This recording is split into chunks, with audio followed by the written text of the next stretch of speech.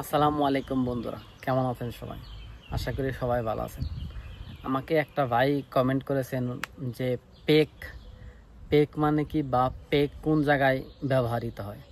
তো যারা যারা পেক সম্পর্কে জানতে চান যে পেক কোন জায়গায় ব্যবহার হয় বা পেকের কাজ কি, তো আজকের ভিডিওটা তাদের জন্যই।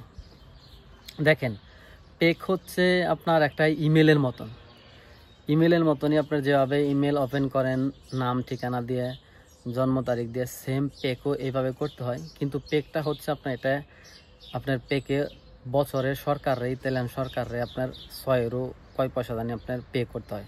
এটা সরকার অনুমোদিত বা এটা পাগামেন্ট আর কি, পে করতে হয়। এখন পেকের কাজ হচ্ছে আপনার, ধরেন আপনি যেমন এক্সাম্পল ধরেন কোথাও একটা আপনার মেল করতে হবে, আপনার কোনো ডকুমেন্ট পাঠাইতে হবে। কারণ আপনি যদি নর্মাল মেলের থেকে মেল পাঠান, অনেক সময় মেল যা পৌঁছায় না বা মেল ওই স্পাম একটা ইয়ের মধ্যে যা পড়ে থাকে, তো আপনার মেলটা তারা পায় না, দেখে না।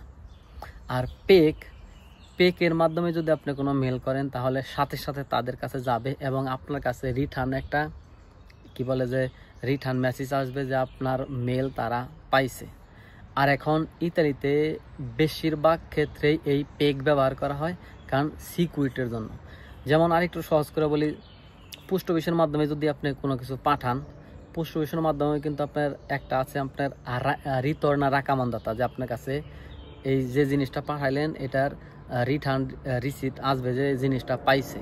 আবার আছে নর্মালভাবে যে আপনি পাঠিয়ে দিয়েছেন, এক সপ্তাহ 15 দিন 1 মাস যাই লাগুক এর কাছে যা পৌঁছাইব, কিন্তু পৌঁছাইছে কিনা আপনি এটা শিওর হতে পারবেন না যতদিন না উনি না রিসিভ করবে। আর যদি যে রাকামান্দাতা টাকা বেশি পে করতে হয়, তো ওইটা যদি পাঠান তাহলে সাথে সাথে আপনার কাছে রিসিভ হতে, আবার রিটার্ন রিসিপ্ট আসবে যে আপনার মাল উনি পাইছে বা ওনার কাছে যা পৌঁছাইছে। সেম আপনার এই পেকটাও সেম কোয়ালিটির, যে আপনি পেকের মাধ্যমে কাউরে কোনো কিছু পাঠাইলে বা কোনো মেসেজ করলে আপনি শিওর যে উনি আপনার ডকুমেন্ট বা উনি আপনার কোনো কিছু বা আপনার মেসেজ পাইছে। ফর এক্সাম্পল ধরেন পেফেতুরা, কুস্তুরা বা আবার যারা গাড়ি আছে তাদের কোনো মুলতা আসলে, যে মুলতা পে করলে ওইটা রিসিপ্ট পাঠাইতে হয়, বা কে গাড়ি চালাইছে নাম ঠিকানা লেখা ওদের কাছে পাঠাইতে হয় অনেক সময়। তো এই যে জিনিসগুলো যে তখন পাঠাইবেন কোনো একটা মেলের মাধ্যমে পাঠাইলে, ওই পুলিশের কাছে বা পেফিতরায় বা কস্তরায় এই ডকুমেন্টগুলো যদি চাই থাকে, এগুলো যা পৌঁছাইলো কিনা মেলের মাধ্যমে পাঠাইলে আপনি শিওর না। কিন্তু পেকের মাধ্যমে পাঠাইলে আপনি 100% শিওর যে আপনার মেল তারা পাইছে। ইভেন আপনার 1 ঘন্টা 10 মিনিট একদিন বা আপনার কাছে রিটার্ন মেলও একটা আসবো যে আপনার মেল তারা পাইছে, ইভেন আপনার ডকুমেন্টও তারা পাইছে। ধরেন আপনি পের ভেতরাই আপনার একটা ডকুমেন্ট চাইছে, তো এই ডকুমেন্ট আপনি যদি পেকের মাধ্যমে দেন, তাহলে 100% শিওর যে আপনার ডকুমেন্ট তারা পাইছে। পের ভেতরে আপনাকে আবার মেলও করবো যে আমরা তোর ডকুমেন্ট পাইছি।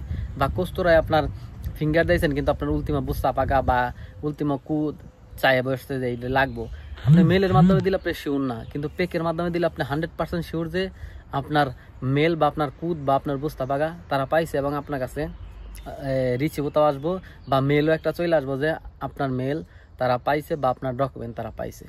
এই হলো পেক। আর যেই কারণে ইতালিতে এখন পেকের ব্যবহারটাই বেশি হয়। পেক এটা সবাই ব্যবহার করে, বিশেষ করে অফিস আদালত বা যে কোনো কাজ কামে মনে করেন যে বেশি যেটা ইম্পর্টেন্ট, যে এই জিনিসটা এদের কাছে এই মেসেজটা পৌঁছাইতে যাইতো, তারাই বেশি ব্যবহার করে। আই হোপ যারা পেক সম্পর্কে জানতে চাইছেন আপনারা আপনাদের প্রশ্নের উত্তর পেয়ে গেছেন। আর ভিডিওটা ভালো লাগলে অবশ্যই লাইক কমেন্ট শেয়ার করতে ভুলবেন না, এত করে অন্যরাও যেন উপকারিত হতে পারে। তো সবাই ভালো থাকবেন, সুস্থ থাকবেন। আসসালামু আলাইকুম।